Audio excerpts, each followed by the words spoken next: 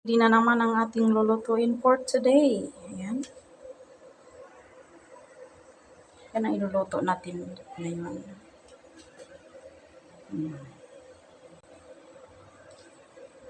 Yan, mag-umpisa tayo ng pagluluto, guys. Hello everyone, let's start for our new episode for today. Magluluto na naman tayo. Ang ating lulutuin ngayon is my own version na naman na tinatawag na chicken royale. Pero sariling version ko na to, hindi ko kinukopya. First, lagay natin ay butter. Here is my sandok.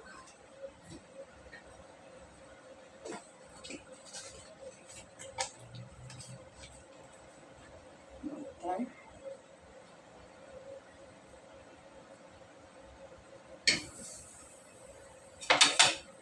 Para siya nagigisa natin sa atin.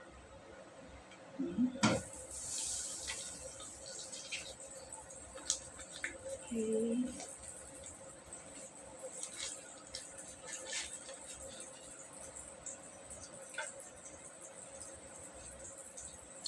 Slow fire lang.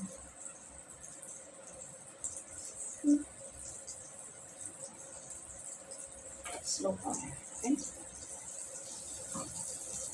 So the butter was melted, and we put some garlic.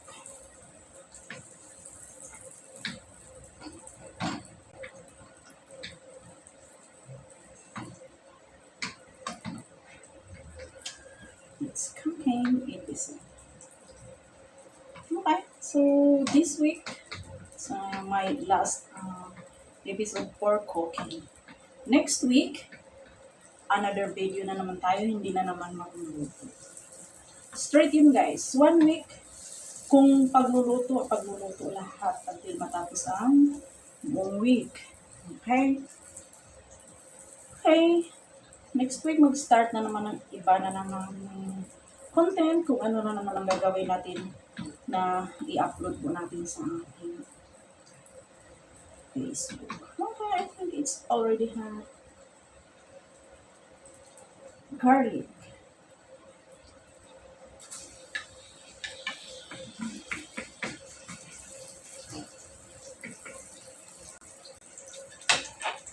Okay, hintayin natin mag-brown yung garlic.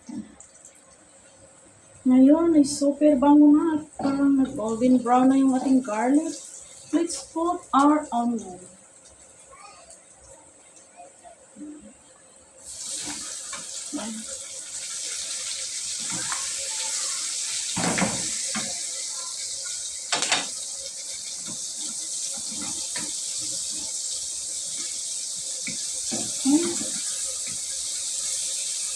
Then, fry the onion until it's golden brown too.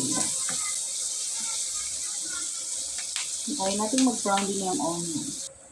Okay, brown na siya. Ilagay na natin chicken cubes.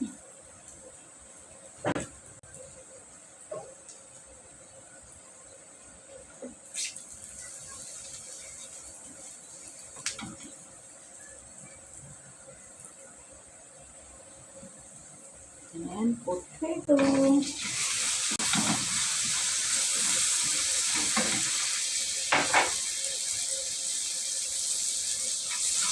the marinated chicken.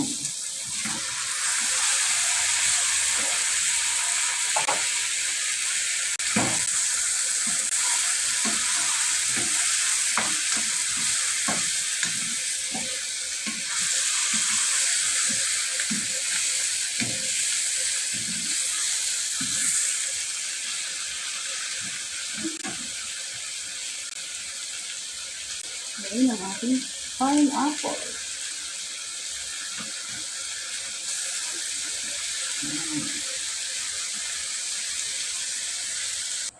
Ito na, guys. Okay? Lagay natin yung ating gata. So, ang mga tao ay ginagamit nila dito sa pagluluto ng ganito ay all-purpose cream or yung gatas na evaporada. Dahil, sa sinabi ko na nga, ay on version ko to, instead of all-purpose cream, syempre, yung all-purpose cream, hindi naman basta-basta mahanap mo agad-agad dito yun sa aming talipapa. Ang meron ay gata lang ng nyug. Kung bibili ka ng first na gata, ay madali din mapanis. So, ginawa ko ito na. Ito natin gata. Ayun. Yan ang magluluto ng manok. Yung maglalambot siya. Okay. Siya nang magluto. Yung gata ng luto dito. Antayin natin. Luto siya. Stikman natin. Yan lang. Mahina lang ang apoy lagi. Okay. Antayin lang natin. Tikman muna natin. Actually, parang siyang pininyahan. Parang pininyahan lang siyang manok ba? Pero yung pininyahan may mga nilagay silang gatas nga. Ito sa atin, simple lang. Napakasimple lang. Kunting gastos, pero meron ka na masarap na ulam. Ito ay pang budget lang.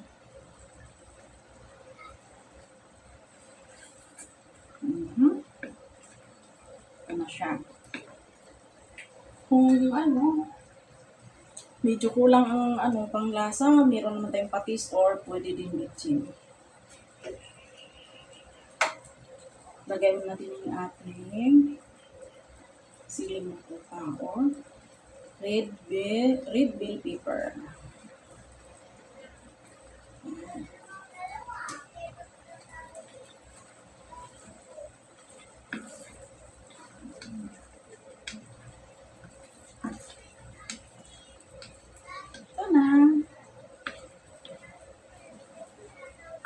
Kaya natin medyo ng kunti. Meron siya. Bitchin na lang. Ipatak natin. Kunti.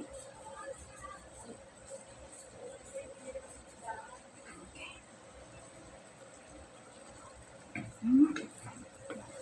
Mana?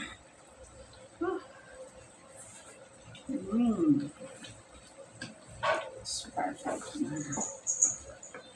Yan na. Can have our lunch now. Let's enjoy. Yung kanin dito natin. Bahaw.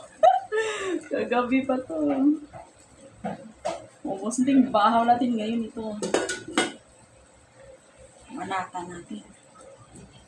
Okay, thank you for watching guys.